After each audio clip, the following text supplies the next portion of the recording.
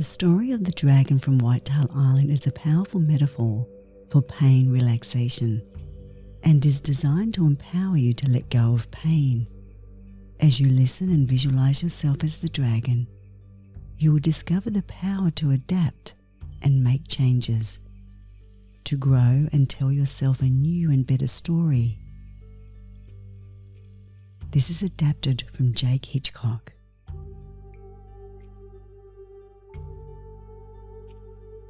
This story begins with a lair constructed with stone that sits high on top of the cliff on the southern part of an ancient island called Whitetail Island. It is way up high on this uninhabited land where the wind can be heard rattling through the trees. On the island that surround the lair and where the waves flow fast and fierce from the ocean. Up in this lair lives a dragon. This dragon did not always live here. He used to roam, illuminating the skies, wild and free, propelled by his own breath of fires, travelling vast distances with ease and grace. But for a while now this dragon had not flown. He hadn't felt the wind on his back or under his wings. Instead, this dragon had squatted in his lair, remembering a time long ago when his wings supported him. A time when he was healthier and happier, and he soared over the islands, speckled in the vast ocean seas, seeing all the amazing sights he used to see, and feeling the freedom of gliding graciously through the air.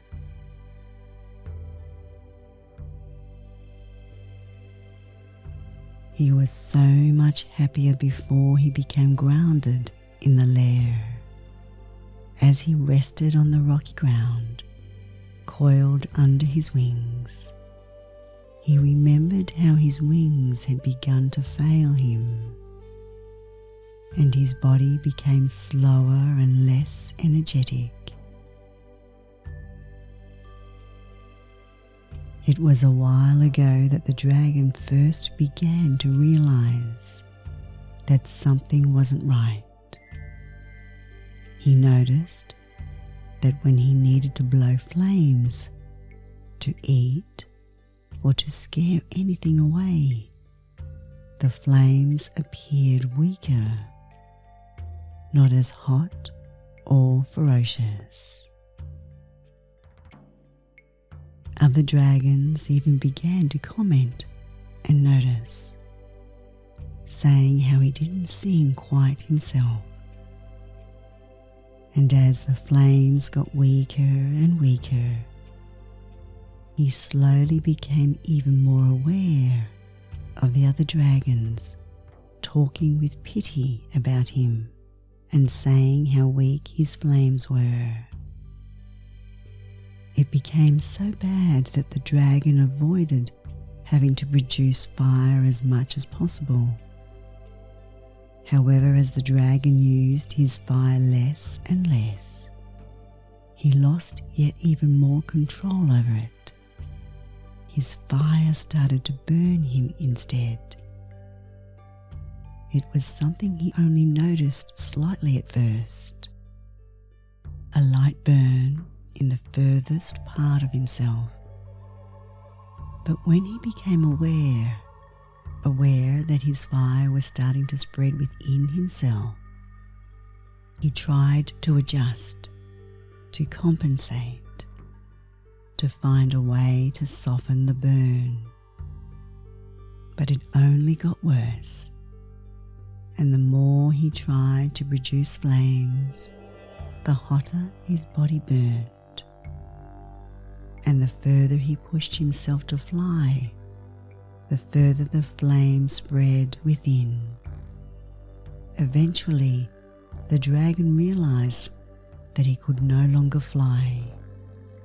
The fire just burnt too strongly, too hot, and too fierce. So instead of flying, he stayed on the ground, helping the other dragons as best he could. He would try to achieve his tasks, but the more he moved, the hotter the fire inside him roared. It burned so hot that he would just have to stop, unable to move or even breathe until the fire cooled just a little.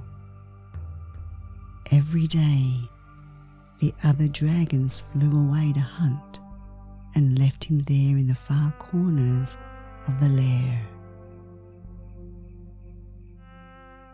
The only way they could help him was to return late at night with some of the food that they'd caught.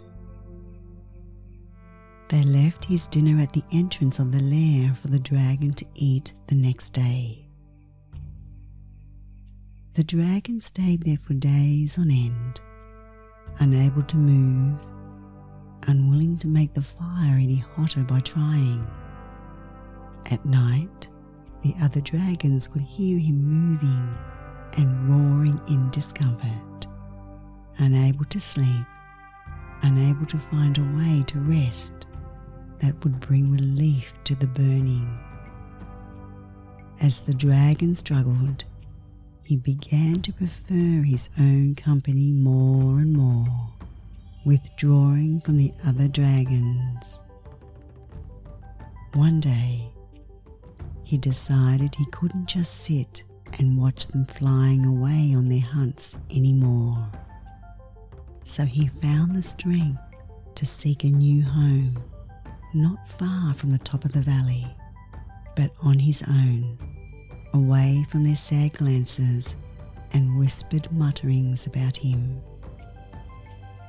He didn't want their pity. He did, however, still need their help every night. One of the dragons from the valley below continued the pattern of flying up to his lair, bringing food for the dragon to eat the following day. The dragon didn't like accepting this help from the rest of the dragons. Dragons are proud, noble creatures, and here he was, surviving only due to the others catching and delivering food to him. And all the while, he was stuck in a lair with the fire inside him burning hotter than ever. Most days after collecting his food, he struggled to even leave the lair, too sore, stiff, and cramped to even move. One night, after spending the day alone in the lair, the dragon had a dream about the situation he was in. In the dream, he was totally confined, high on the cliff top, and found himself staring at the edge of one of the vast stone walls, feeling unsure of himself and his future. Upon slowly awakening and remembering the dream, the dragon gave a large, sudden snort, which sent steam curling from his nose. He thought about how he ended up grounded in the lair and no longer able to help his kin. He realized something was different about today and began assessing his surrounding, trying to discover what it was. He swished his tail slowly while his senses explored what was new. he could still hear the wind blowing across the island. The dragon turned his head to face the entrance of the lair and roared in discomfort, and the fire reignited within him as it did most mornings. Again he looked around, more slowly this time, trying to locate the source of the change. That's when his sense of smell noticed what was missing. There was no food waiting for him outside his lair as there was every morning. He carefully turned within the cramped stone walls until his whole body was facing out into the blue sky beyond. He sniffed at the air again. There was definitely no food waiting for him. The dragon tentatively took a step outside, turning his giant head towards the rising sun. It was quiet. His food was usually here by now. He took another step and turned his reptilian head towards the sky, expecting to see a dragon descending with his meal. Instead, the sky was empty and as pale blue as ever. With a huge sigh, the dragon resigned himself to the inevitable. If he wanted to eat, to feed himself, he was going to have to venture out to find some food. He took a deep, steadying breath and slowly and painfully hauled his serpent body from the cliff top. He looked around, deciding what to do if he should descend and need to go back to the valley below to get help from his fellow dragons. The image of their pitying faces swam before his eyes. No, he couldn't face them, and with a heavy heart, he knew he must do this alone. He would find his own meal. He turned away from the valley, towards the forest in the middle of the island, and very slowly and very tentatively landed and began to walk into its depths. The forest was dark and a little eerie. The trees muffled the sound of the wind.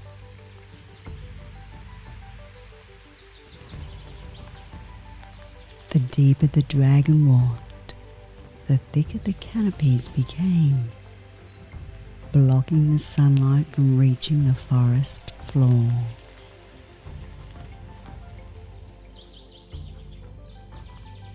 But the dragon was not worried. Even with his fire out of control, nothing in these woods could hurt him or even scratch his thick scales. So he explored deeper and deeper into the woods, groaning occasionally. If he moved too sudden or too quick, the fire always burned hotter. As he moved further into the forest, the various hues of his green dragon scales allowed him to blend in easily with the foliage.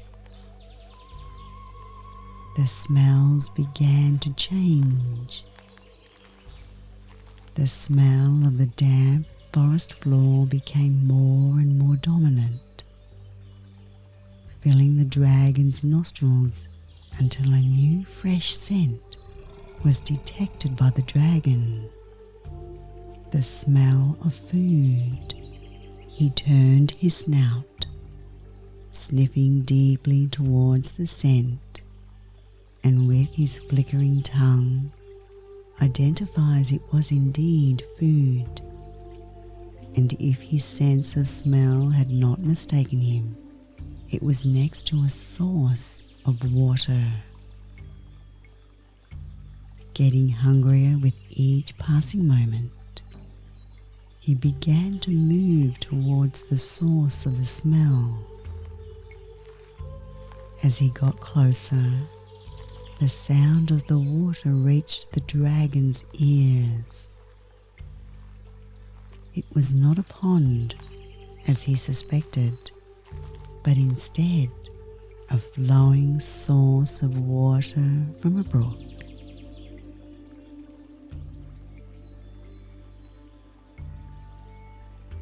As his prey came into sight, he snuck low to the ground to make himself as small as possible.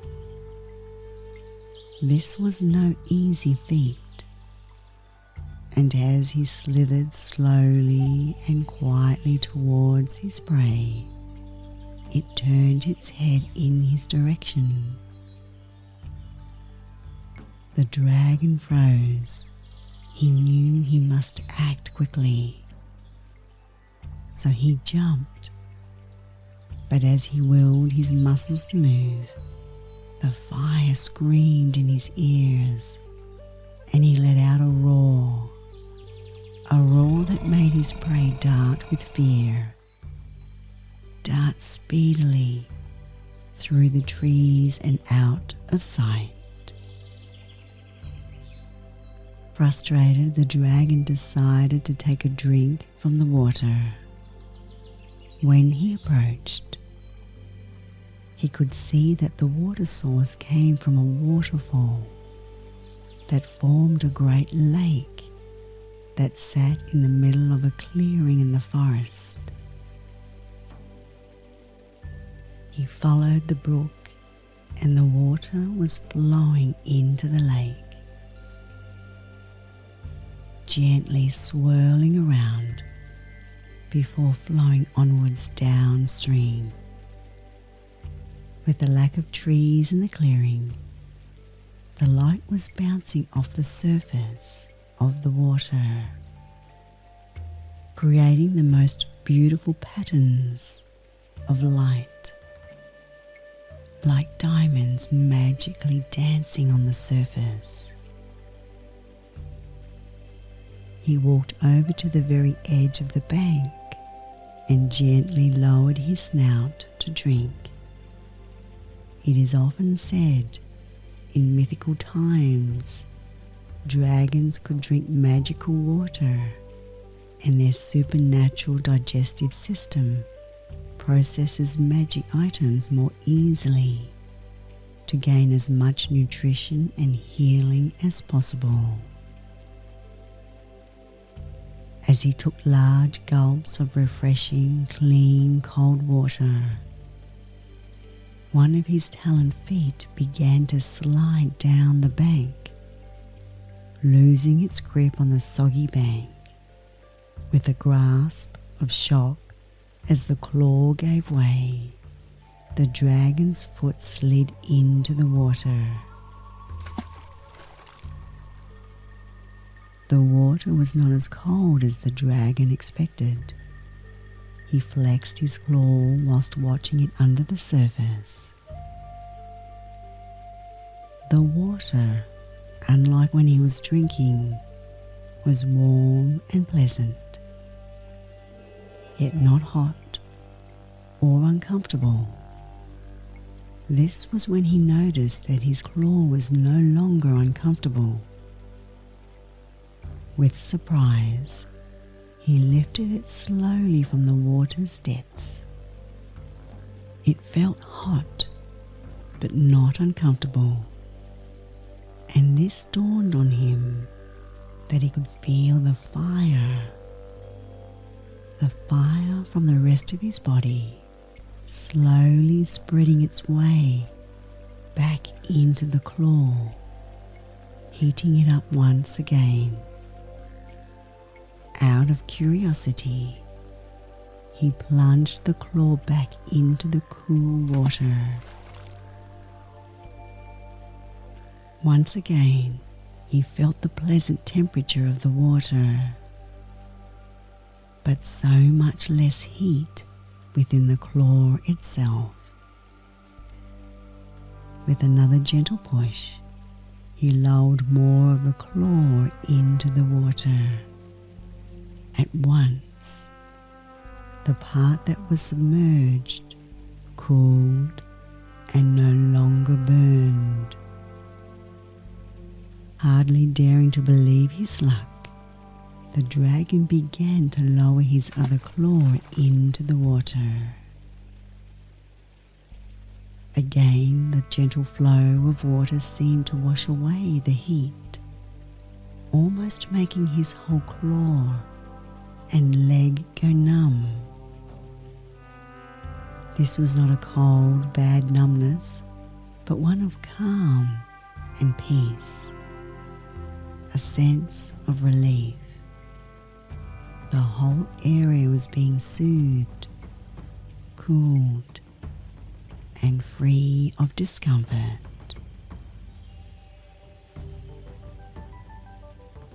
With near desperation, the dragon began to slide his whole body into and under the surface of the water in the lake, desperate that this feeling may continue, hoping that this water could cool the fire inside as it had with his claws. There was a mighty splash. He threw himself with all his strength into the smooth surface of the lake. As the water hit his body, and with the water clashing with the flames within, dousing the fire that had been there for so long was easing away. The dragon sighed in relief, rolling over and over in the water, trying to cover every inch of his scaly skin in the cooling liquid, and just enjoying the deep sense of relief that came with every flame being extinguished.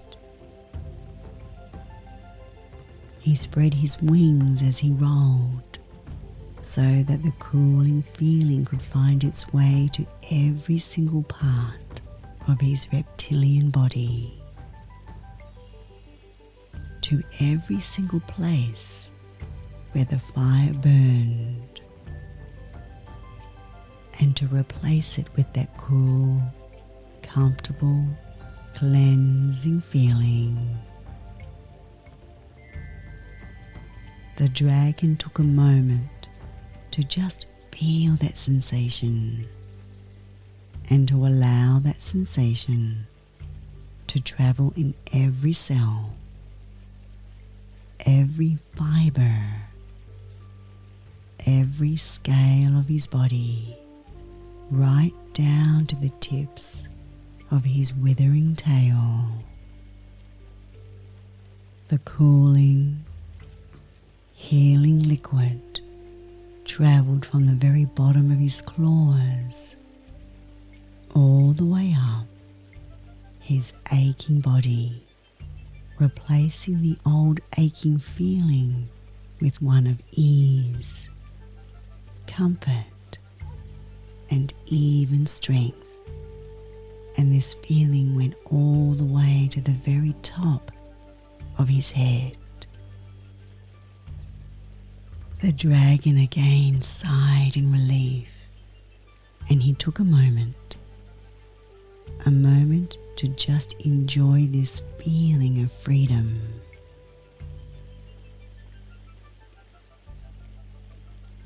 For the first time in a long time, he stretched out. He stretched without fear of that fire burning him. He felt cleansed, energized, and free as he bathed in the water, this elixir of life. He felt the strength in his muscles returning, his inner strength coming through. He knew from that moment on that he need no longer fear his fire. He could control it. He could control it with the tools, the magic healing that this lake provided, the element of healthy flowing of water is at the heart of self-care. He could look down at his own reflection in the water and see his fit, healthy image staring back at him.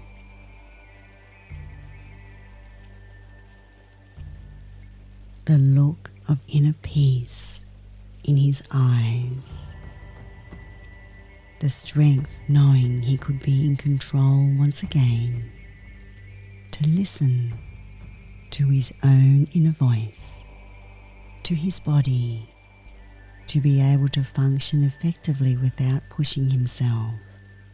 He knew that if he did push himself, that would cause the fire to burn hot once again. He was never going to experience that feeling again. Instead, he would listen to his body, slow or stop when needed.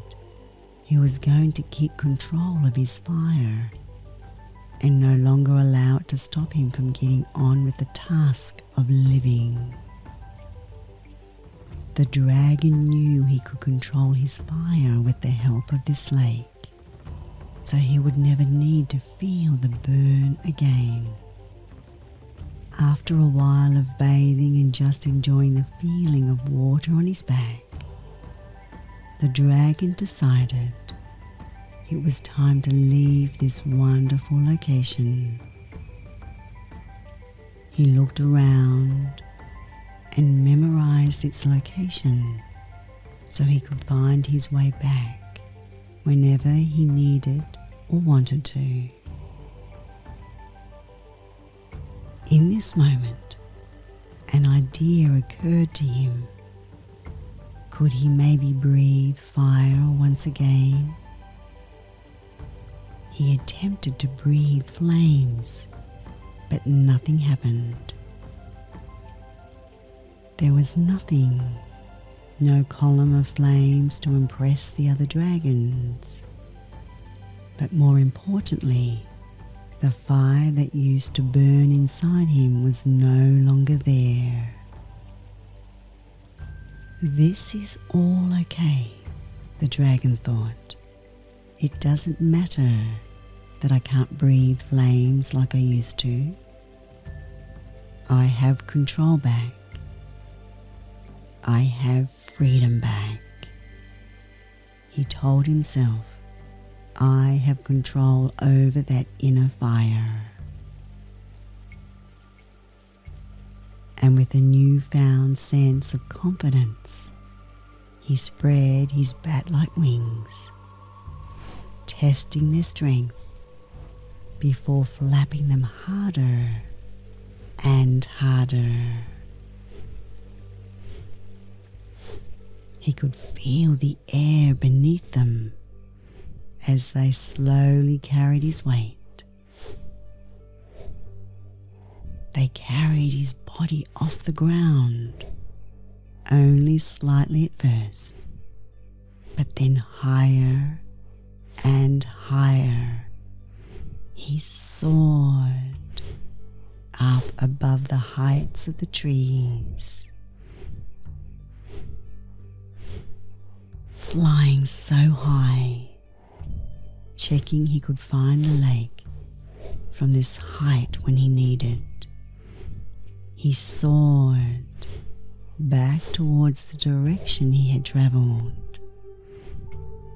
He soared back past his cliff-top lair, for he was not returning there. Instead, he had spotted his real home, the valley where his friends and family lived, where he would finally return to become a part of their lives once again. He knew that he would be able to look them in the eyes with pride, able to control his fire once again, able to share the skies together, able to help, to hunt, and to look after himself without their help. He would now be able to help them as well, whenever he could, and all the while he knew that if he ever needed to, he could find that lake once again and enjoy the cool, healing powers of its waters.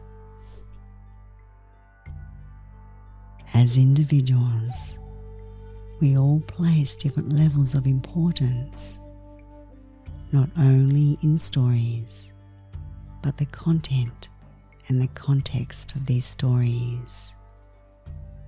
Some may hear this story and hear of wonderful adventures, and others may hear an inspiring tale.